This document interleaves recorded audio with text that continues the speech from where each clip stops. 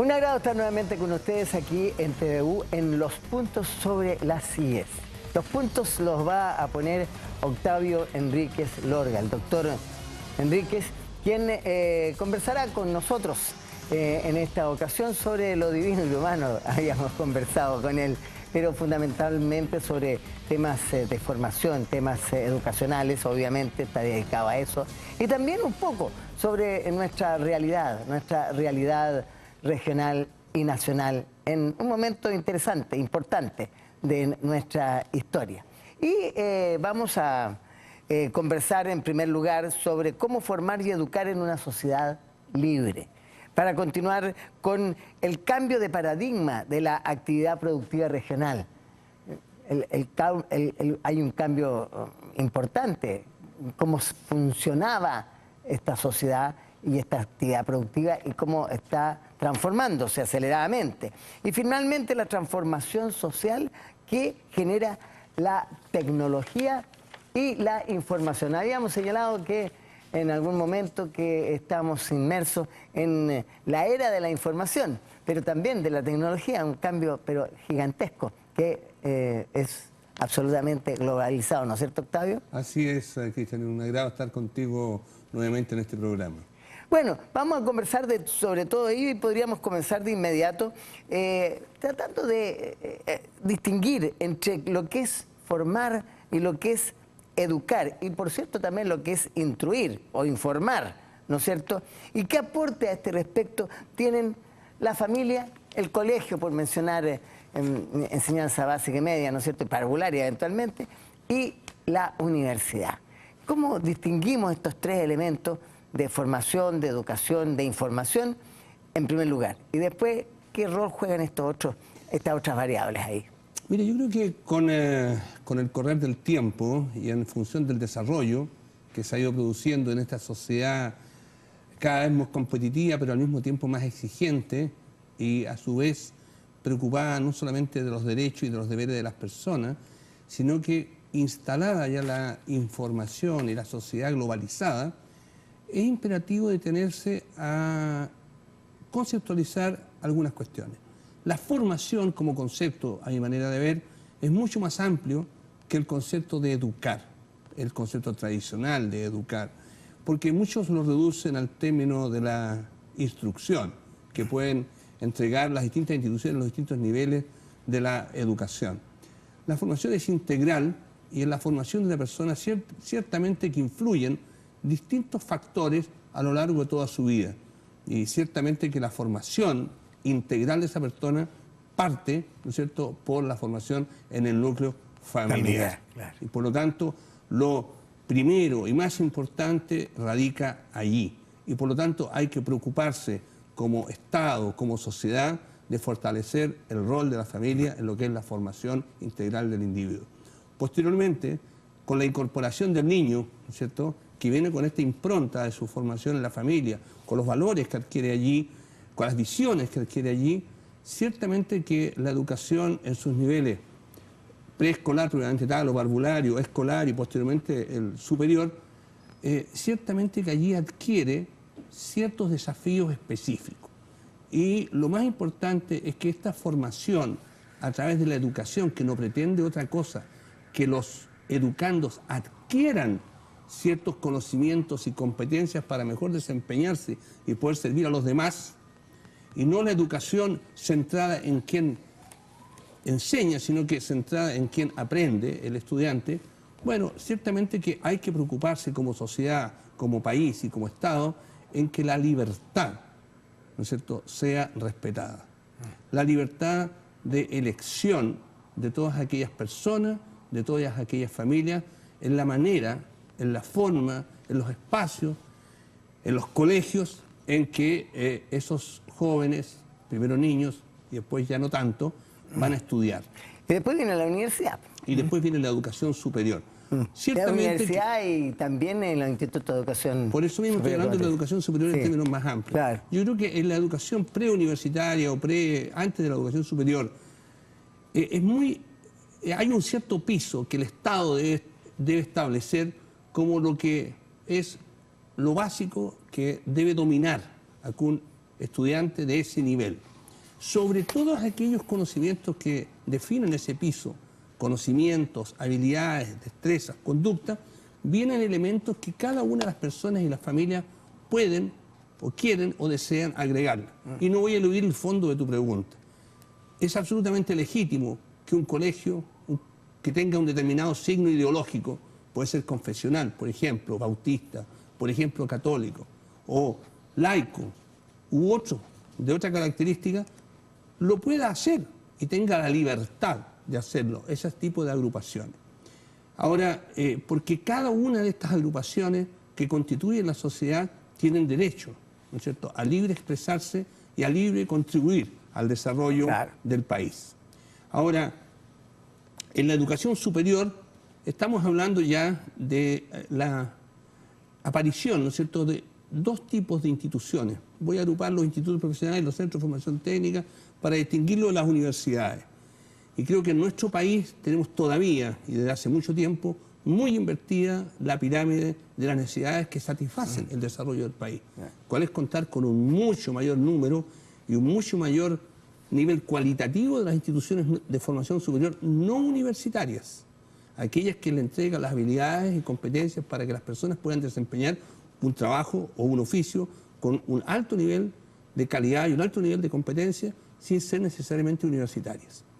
Las universidades, a su vez, yo las entiendo como aquellas instituciones que esencialmente son capaces de generar conocimiento propio, generar conocimiento aplicado, por tanto, ser capaces de investigar y contribuir con la generación de conocimiento al desarrollo de la región y de su país.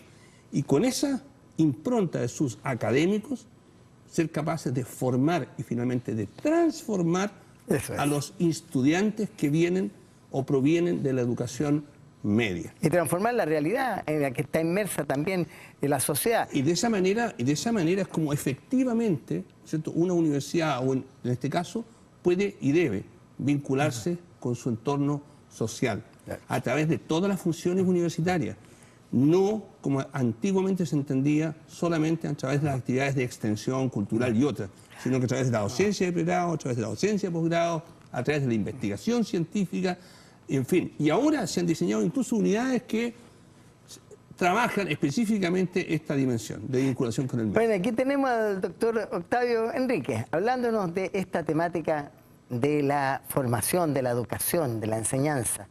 Pero Octavio es médico, doctor, formado en nuestra universidad, la Universidad de Concepción, donde desarrolló también su docencia importante hasta llegar al decanato de nuestra Facultad de Medicina, ¿no es cierto?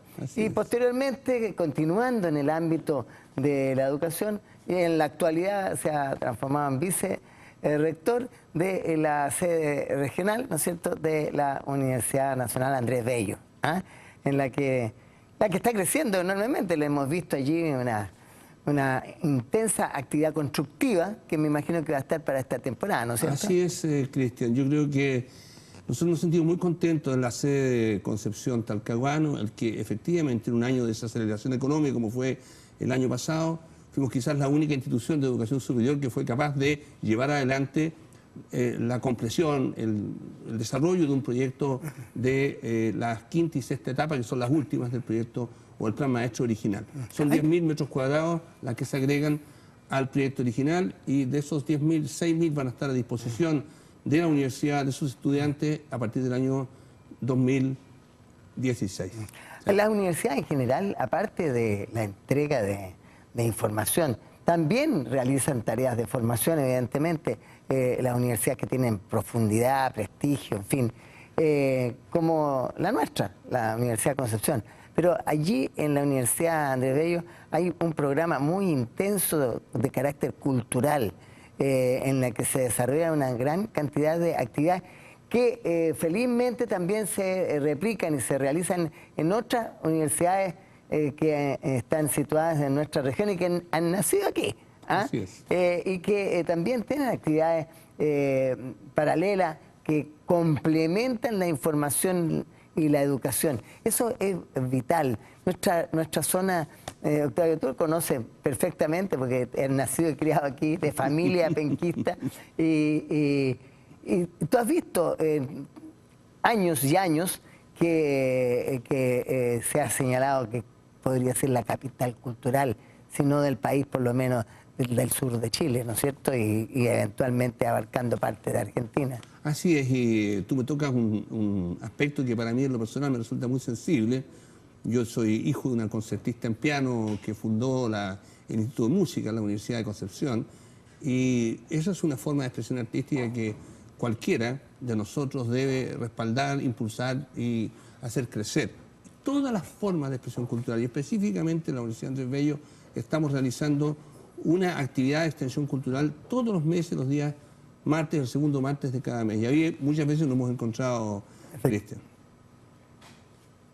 Efectivamente, y realmente muy atractivo, muchas actividades de carácter cultural también, musical, ¿ah? Sí. Que como tú muy bien lo señalas.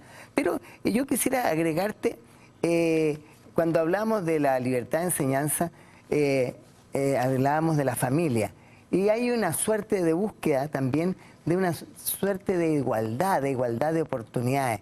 Y la de reforma educacional está vinculada en ese aspecto a algunos cambios en las escuelas básicas, medias, ¿no es cierto? Y me imagino universitarias posteriormente.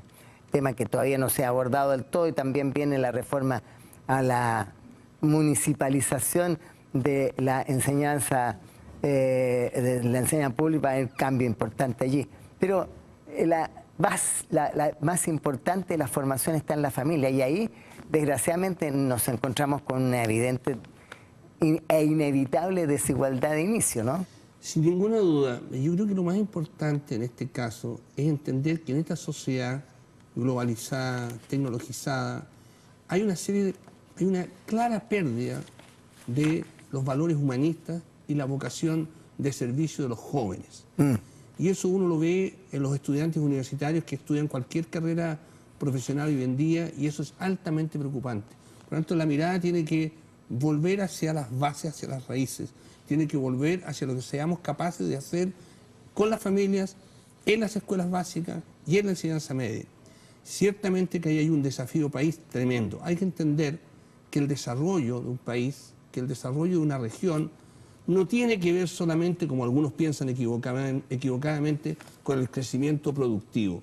Está definido hace muchos años por organismos internacionales que el desarrollo es a escala humana, y que la salud, la educación, el crecimiento productivo, la democracia y el pleno respeto a los derechos de las personas son los componentes fundamentales del desarrollo. Si un país, si las personas que componen la sociedad, si los partidos políticos, si las organizaciones sociales intermedias, finalmente si el gobierno de turno no tienen esto presente, podemos extraviar el rumbo y podemos tener muy malos resultados a pesar de seguir creciendo productivamente. Efectivamente, Octavio. Bueno, antes de terminar este primer bloque, vamos a dar a conocer el libro que nos sugiere Jorge Jiménez Arriola, la librería Estudio, ahí en la Galería Italia, entre O'Higgins Barros Arana, entre Rengo y Lincoyán. La incorporación de la mujer en esta época es enorme, particularmente en el mundo occidental, ¿no es cierto? Y aquí tenemos el factor femenino.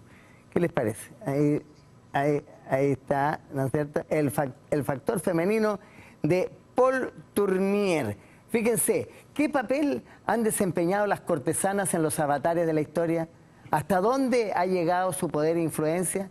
¿Qué influencia tuvo Thaís en las campañas orientales de Alejandro Magno? ¿Cómo detectó Tiberio Claudio las confabulaciones de Mesalina? ¿Qué intrigas tejió Julia Farnesio junto al Papa Borgia? ¿Por qué protegió Madame Pompadour a los enciclopedistas? Oye, todo esto y mucho más está aquí en el factor femenino, cortesanas y favoritos y favoritas que cambiaron la historia. Historias de seducción y de poder.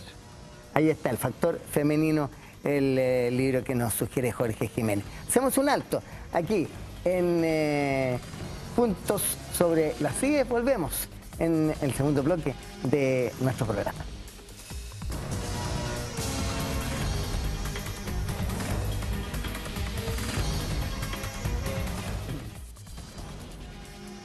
Volvemos aquí en Puntos sobre las IES en TVU, en este segundo bloque. Y ahí ven ustedes un cuadro de Andrea Domke. Cada día está pintando mejor la Andrea. Ahí tenemos este paisaje multiforme de características pictóricas muy atractivas. Ella forma parte de la Galería de los Ocho, un grupo de muy destacados pintores nuestros y que nos alimenta programa a programa con cuadros de esta calidad, abstracto en este caso, que nos permite ver el desarrollo, el desenvolvimiento de una pintora en este caso, que también ha incursionado en el mundo escultórico, pero en este caso pintura pero muy atractiva, que realmente nos hace soñar y divagar observando los colores y la forma como se mezclan entre ellos. Bueno, ese es el cuadro que nos enriquece también culturalmente. Volvemos con Octavio en esta conversación que estamos sosteniendo con él. Y vamos al paso de una sociedad agrícola e industrial a una comercial y actualmente tecnológica. Dicho sea de paso, aquí en la Universidad de Concepción estamos dando paso, valga la redundancia, dando lugar a un proyecto de mucha envergadura y al mismo tiempo interesante en este cambio de paradigma que habíamos hablado al inicio, el Parque Científico Tecnológico. Aquí, un poquito más arriba, realmente una inversión enorme. El gobierno regional ha acordado más de 13.000 millones de pesos para el inicio de este trabajo, que la idea es que interese también a otros centros de investigación científica, universitaria, eventualmente de otras partes del mundo, que se instalen acá, para empezar a desarrollar un gran esfuerzo científico. ¿Qué te parece?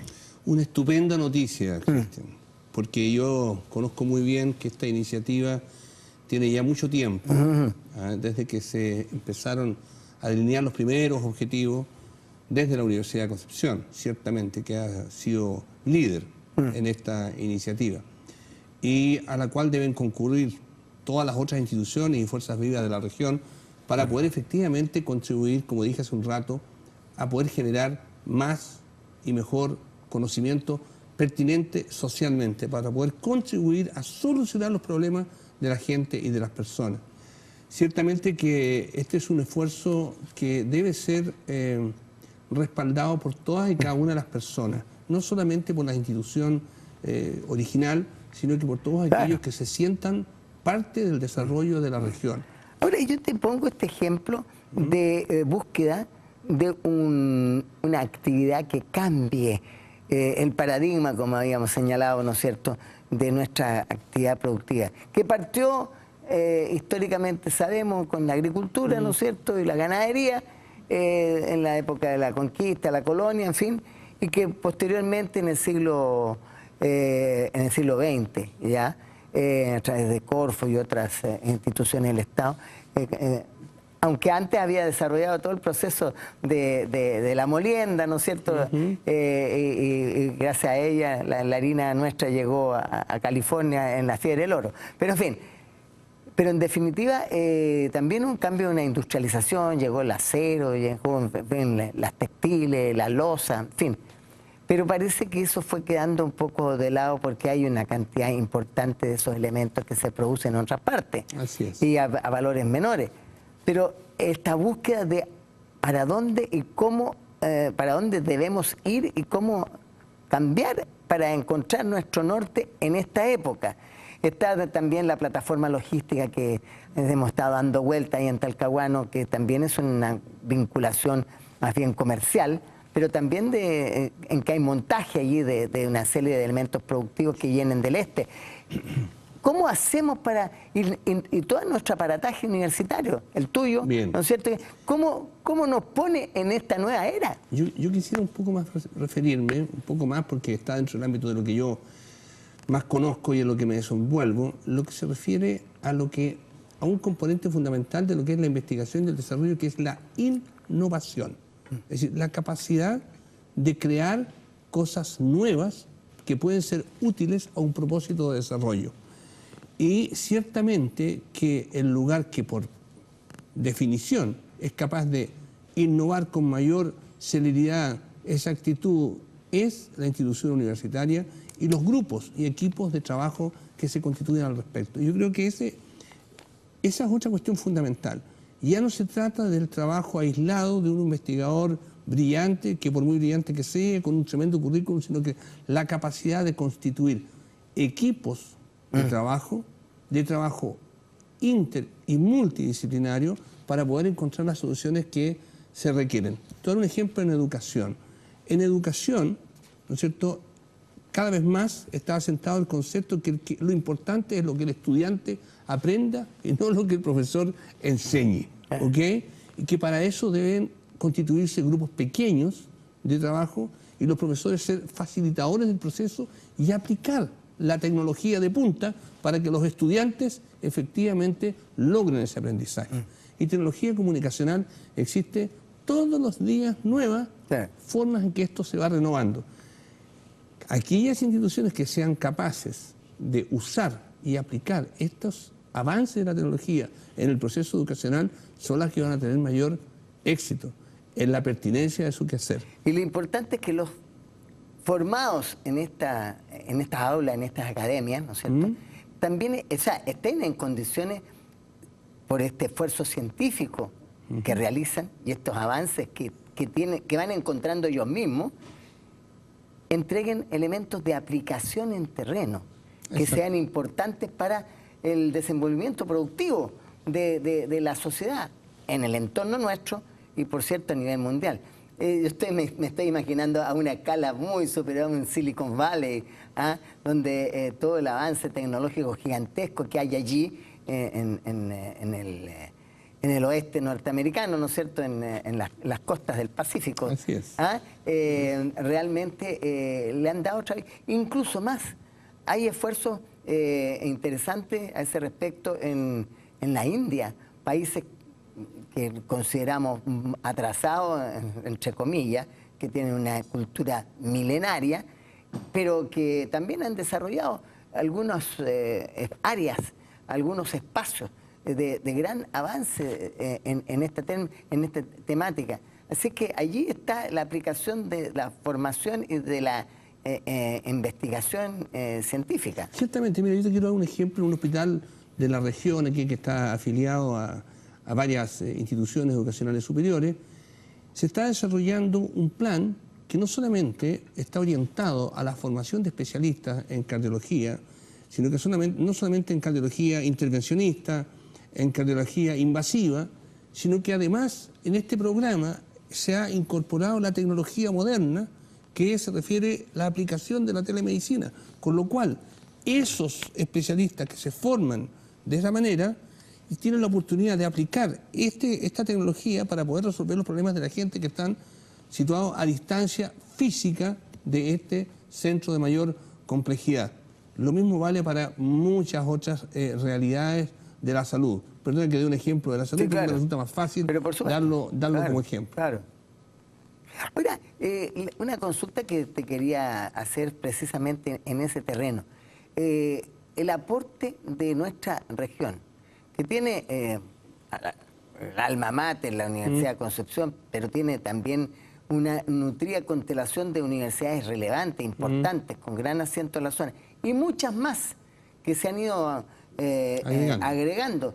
No sé, deben ser más de 17 o 18 o 20 institutos de educación superior que están citas aquí. Eso le da un carácter universitario a la capital regional, al Gran Concepción, a la Intercomuna, Talcahuano, Concepción, etcétera, que me imagino que tendrá que empezar a observarse a nivel nacional e internacional dentro de poco. Pero por supuesto, yo creo que tú te has referido a una cuestión que es fundamental. Yo creo que se está terminando el trabajo, digamos, aislado de las instituciones de educación superior y que para acometer el desafío país del desarrollo del mismo es muy importante que estas instituciones colaboren entre sí, respetándose cada uno en su respectivo perfil. Pero, por ejemplo, en el gran desafío país, que significa la formación de especialistas médicos, todos los días, toda la semana se habla de que faltan tantos especialistas, lo que es real. Bueno, aquí hay N instituciones de educación superior. Todas pueden y deben contribuir a resolver este desafío país. Algunas con más antigüedad, otras con menos antigüedad, pero en fin, todas en un marco regulatorio común y aportando lo suyo. ¿Qué es lo que se necesita para formar con calidad a un especialista médico? Un lugar donde se produzca una cantidad y una diversidad de patología, de tratamiento de patología adecuado. 2, tutores, o sea, especialistas que sean capaces de formar a esos futuros especialistas. Y tercero, una institución que sea capaz de conducir y evaluar el proceso. El proceso a través de todos sus insumos, los mismos profesores, los estudiantes, los programas y los resultados. Y eso lo pueden y lo deben hacer varias instituciones de educación superior y no solo una. Yo creo que eso es restarle posibilidades de desarrollo al país. Y afortunadamente así lo ha entendido el Estado de Chile, y en esa dirección es la que el Ministerio de Salud y las distintas instituciones de educación superior, las facultades de medicina y otras, están transitando en este momento. Claro. Bueno, se avanza en este periodo también de cambio tan acelerado, no solamente local ni nacional, sino que mundial, porque estamos en un proceso de transformación precisamente debido a estos avances tecnológicos que han transformado, han depositado al mundo en un pañuelo, como dicen. Claro. Estamos aquí y estamos en todas partes. Es una cuestión realmente impresionante. Y para llegar finalmente a esa temática, ¿cómo hacemos para no confundirnos? Como para no saber el norte, no sabemos el destino, no solamente personal, sino que también de la sociedad a la que pertenecemos, del país, en fin. Debe haber un ancla, algo que de una u otra manera nos permita tener una orientación, pero partiendo de algo nuestro, importante. Y ese ancla puede ser los valores, los principios, ¿o no? Pero sin ninguna duda. Y perdón que yo me refiera, te voy a dar un ejemplo de lo médico. Siempre se habló hace unos 40 años atrás de los valores fundamentales de la ética hipocrática. Primero no hacer daño y después siempre buscar el bien del paciente.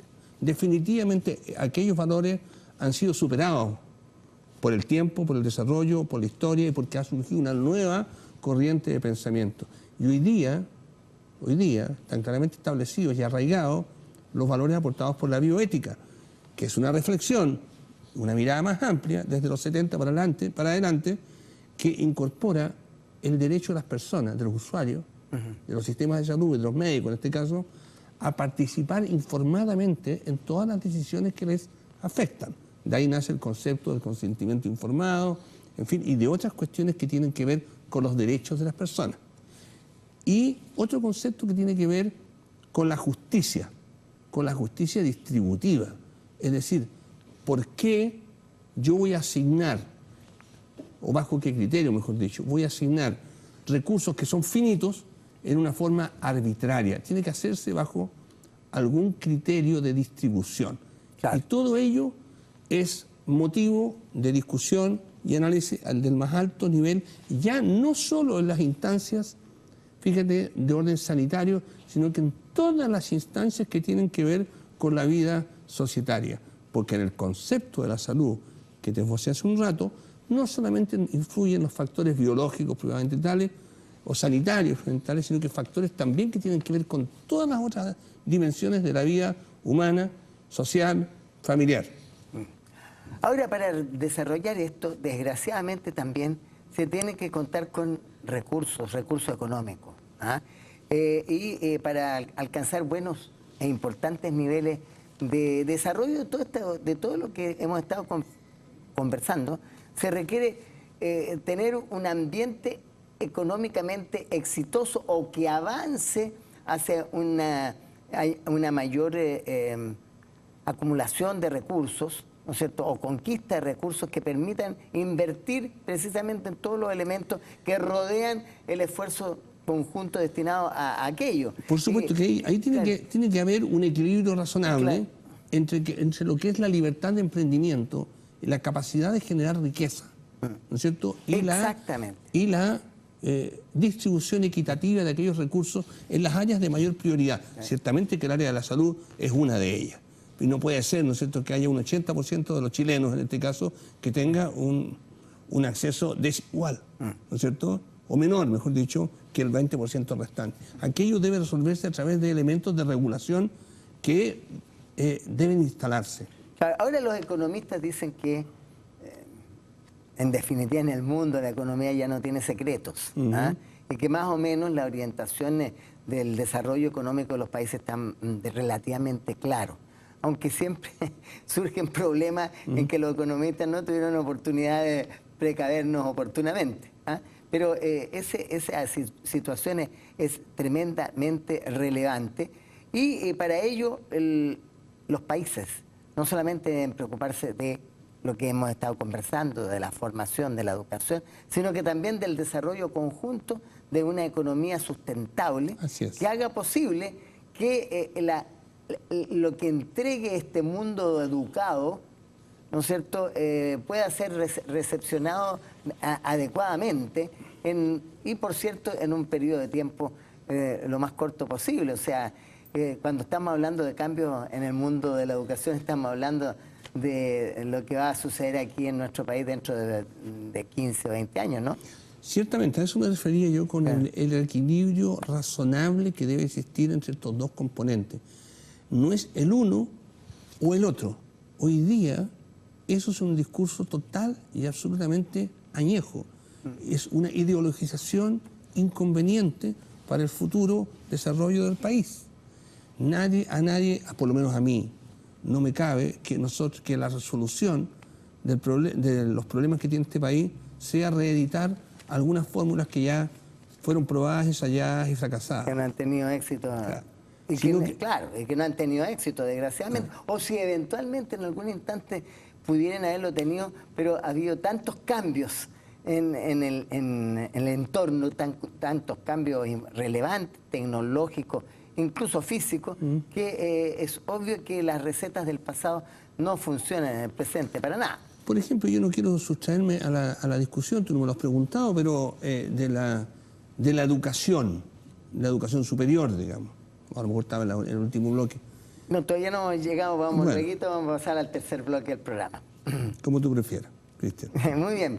Bueno, vamos a dejar aquí el segundo bloque del programa en que estamos conversando para hacer un pequeño alto aquí en los puntos sobre las I y volvemos en algunos instantes.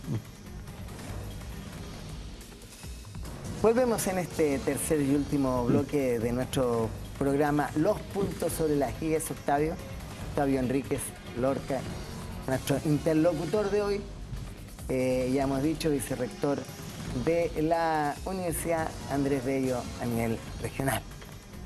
La universidad se ha desparramado, dicho sea de paso, por el país. Tiene varias otras sedes, aparte de esta, solamente Santiago. No, tiene 3 sedes nomás. Hay otras universidades que tienen muchas más sedes. Sí.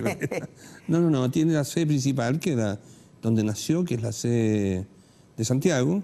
Está la sede de Viña del Mar y la sede de Concepción Talcahuano, que está completando su 6º año de vida. Claro. Y no va a tener más. Aquí sus carreras principales, yo conozco la de medicina, obviamente. Que... No. Perdón, medicina no, pero va a llegar. Espero que sí. Pero tiene algunas digamos, ramas médicas. Es decir, a ver, aquí en la sede de Concepción Talcahuano, la Universidad Andrés Bello dicta 32 carreras de pregrado y dentro de ellas todas las carreras de la salud, excepto medicina en el pregrado. Pero dicta todas las otras, enfermería, kinesiología, rehabilitación. ¿Hay posgrado? Sí, pues. Existen programas de postítulo que se están ofreciendo en el Hospital de las Higueras de Talcahuano en 2 especialidades, en cardiología y anestesia. En médicas. Médicas. Y espero que hayan más en el futuro. Y bueno, y de repente va a salir el pregrado. Estamos trabajando en esa dirección. Es complejo, sí, porque un pregrado en medicina requiere una cantidad enorme de apoyo de elementos tecnológicos, en fin. Mira, más que todo, lo que se requiere es una buena definición del perfil de egreso, que esta es una discusión que se está teniendo en Chile en este momento, hasta dónde, ¿no es cierto?, hasta qué nivel los futuros médicos deben tener, al momento de obtener su título para ejercer la medicina, tales y cuales conocimientos, habilidades y destrezas. Probablemente sea muy distinto el perfil de egreso hoy día al que se definió en el primer seminario de formación profesional médica de 1960. Y varios de los atributos que en ese tiempo se discutieron ya no sean imprescindibles que sean otorgados en el nivel del pregrado. Tampoco la duración de los estudios necesariamente tenga que ser de 7 años. Son 7 años ahora. Hoy día son 7 años, hay una universidad que los acortó a 6. Y debe haber una mucho mayor articulación del pregrado con el posgrado, y probablemente en el posgrado la especialización médica deba ser más extensa en varias especialidades de lo que es hoy día. Siempre nos ha llamado la atención, bueno, los médicos son doctores. También hay ingenieros doctores, hay abogados doctores, pero ellos para acceder al título de doctor requieren un posgrado, los hagan avanzar a un magíster y posteriormente al doctorado. Son un par de años o 3 años más, ¿no es cierto?, de carrera. Por eso que, bueno, uno observa que la carrera de medicina son 7 años, o sea, son bastante más que el resto. A ver, mira, yo te voy a explicar lo siguiente. Primero quisiera hacer una distinción con respecto al posgrado académico. En el mundo entero, ¿no es cierto?, para estudiar posgrado se requiere estar en posesión de una licenciatura. Y la licenciatura, en todas las universidades del mundo, ¿no es cierto?, son 5 años de duración al menos. Y el doctorado puede ser con magíster previo o sin magíster previo. Ya no está la condición para acceder a un doctorado que tenga que haber aprobado un magíster. Eso no es así. El capital humano avanzado, es decir, aquella persona que es capaz de generar conocimiento nuevo a través de la investigación científica, son los doctores, son los que son portadores del título de PhD, el PhD, ¿ok? Y eso puede ser para cualquier licenciado, incluso para los médicos que también sigan ese programa. Ahora, y los programas de magíster, ¿no es cierto?, son programas de especialización de 2 años en general. Hoy día la mayoría de ellos son profesionalizantes y sin tesis de investigación, como sí lo es por necesidad y por obligación y por definición un programa de doctorado. Pero yo te quiero precisar con respecto a la formación médica de postítulo, puesto que el pregrado, a eso me refería, son 7 años, pero en el postítulo médico, los programas de especialización duran todos al menos 3 años, y para ser subespecialista, por ejemplo, especialista en cirugía, 3 años, subespecialista en cirugía cardiovascular, 2 años más.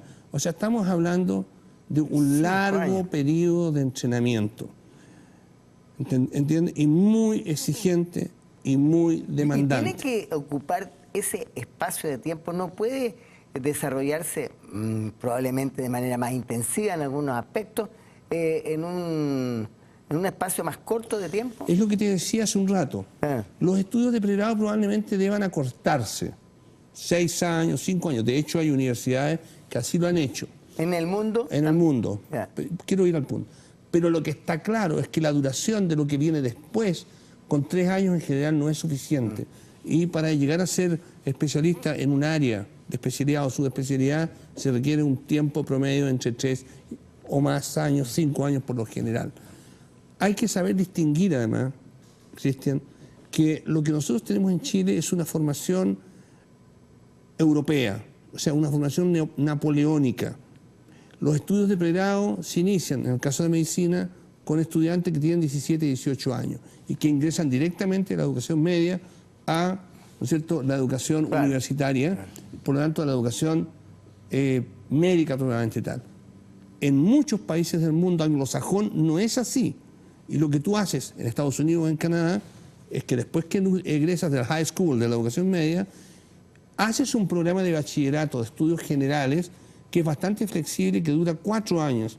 Y después de esos 4 años de formación general, y siendo tú un poco más adulto, ya tienes 21 años, tú optas y postulas a las diferentes universidades, a las carreras, entre otras, la carrera de medicina.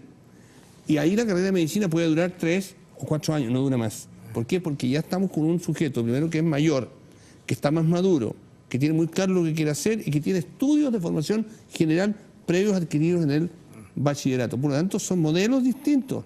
Y tú no puedes comparar que la duración de los estudios de medicina en la Universidad de Calgary, en Canadá, donde duran 3 años, con la duración de los estudios de medicina de la Universidad de Concepción o la Universidad de Medellín, donde duran 7 años. Porque son realidades distintas. El perfil de ingreso, es decir, las competencias que tienen aquellos que ingresan a estudiar medicina es completa y radicalmente distinta. Es interesante lo que tú planteas porque también hay que ir al resultado de esta formación o de esta educación. La comparación entre aquellos, digamos, médicos, estamos hablando de medicina, formados allá y otros acá, ¿cómo se observan?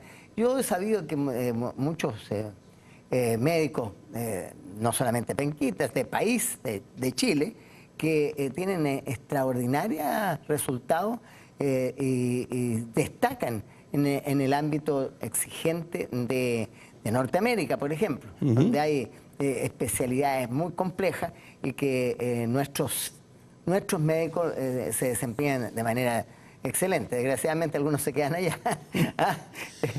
El país que menos emigración de médicos tiene hacia los países del norte es Chile, sí. Entre el conjunto de los países latinoamericanos, el que menos emigración de países tiene. Las condiciones de trabajo y desarrollo profesional en Chile son más atractivas para los médicos que se estudian y se forman en Chile que para cualquiera de los otros que estudian y se forman en los países latinoamericanos. Oye, es curioso que quería introducir este tema que no viene probablemente necesariamente al caso, pero estaba leyendo una información en que salía los pobres resultados de nuestro país en relación con la educación preescolar, o sea, parvularia, en relación con lo que acontece en otros países que integran el OCDE.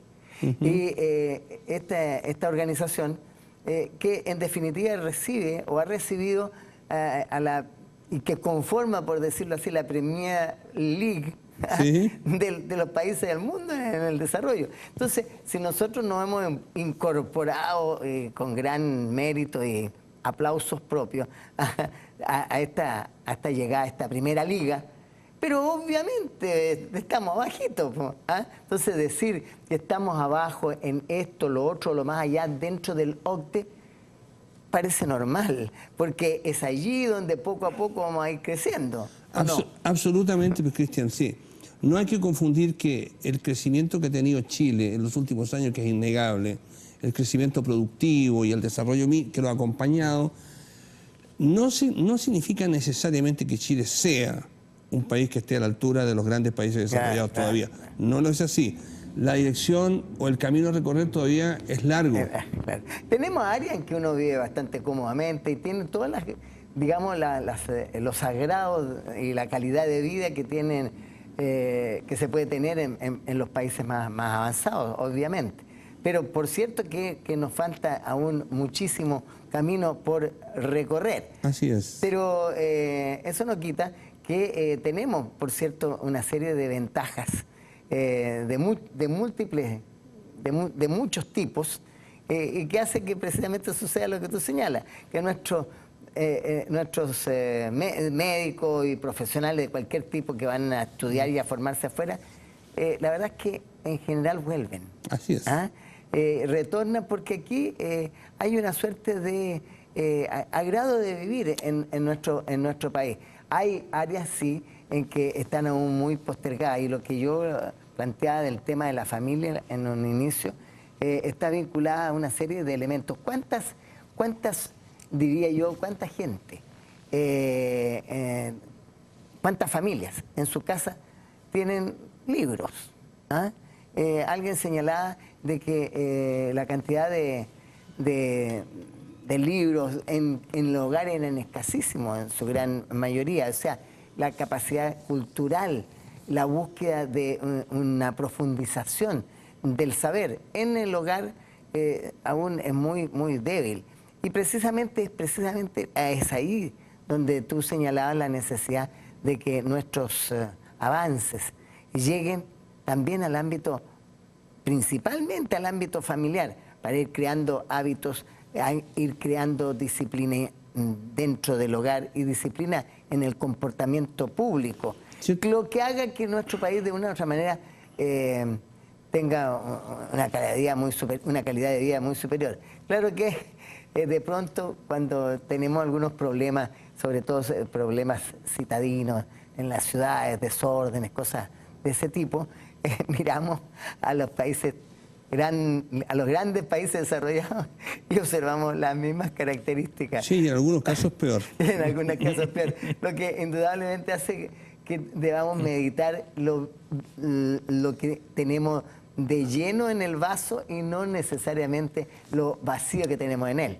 Exactamente. Y yo creo que hablando de educación y de formación, lo más importante hoy día es, y reitero, es la formación integral, partiendo de la familia y después en los niveles que siguen, insistir en la adquisición de competencias blandas, de la forma como las personas deben comportarse, interrelacionarse con los demás, de ser capaces de construir relaciones empáticas dentro de su familia, fuera de su familia, en el trabajo, con las personas que no forman parte de ese núcleo, con el resto de la sociedad. Sentir que el desarrollo de uno como persona está en el desarrollo del prójimo.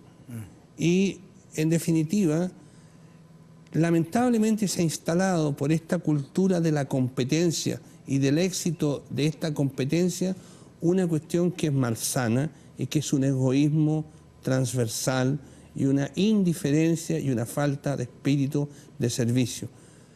Frente a eso se debe luchar y eso está en la base del reclamo, de descontento de muchas personas que se sienten discriminadas porque no tienen las mismas oportunidades que los otros, en una vida que al menos en su dimensión terrenal, ¿no es cierto?, es finita. Y hay que tener finalmente en cuenta, Octavio, que en todo caso el lograr los objetivos y metas personales está muy relacionado con nosotros mismos. Esa persistencia, esa constancia, ese esfuerzo, ese sacrificio para llegar a alcanzar la meta que uno eventualmente se traza es fundamental. Y por más que uno tenga realmente comodidades, agrado, en fin, facilidades, si no cuenta con esas características blandas, pero que endurecen en el desarrollo de la personalidad individual, no se llega a ninguna parte. Bueno, Sócrates ya lo decía, ¿no es cierto? Conócete a ti mismo. Eso es lo primero. Y después el observar qué es lo que se requiere para poder servir mejor al otro. Y de esa manera ser feliz. Bueno, con estas palabras de Octavio Enríquez Lorca, nuestro invitado de hoy, ponemos término a esta conversación que hemos sostenido con él en Los Puntos sobre las IES, aquí en TVU. Ha sido un agrado, Octavio. Muchas gracias, Cristian, igualmente. Es interesante estas conversaciones que de una u otra manera cambian el switch, por decirlo en términos periodísticos o manejo de televisión, ¿no es cierto?, de nuestro enfoque cotidiano, ¿ah? Y hace que de repente encontremos algo que puede sernos de interés y de interés más permanente. Te agradecemos mucho. No, gracias a ti, Cristian, por la oportunidad nuevamente. Y un agrado haber estado con ustedes también, conversando, incorporándose a esta conversación que hemos sostenido con Octavio Enríquez en esta oportunidad en Los Puntos sobre la IES. Será hasta nuestro próximo programa, la semana entrante. Gracias.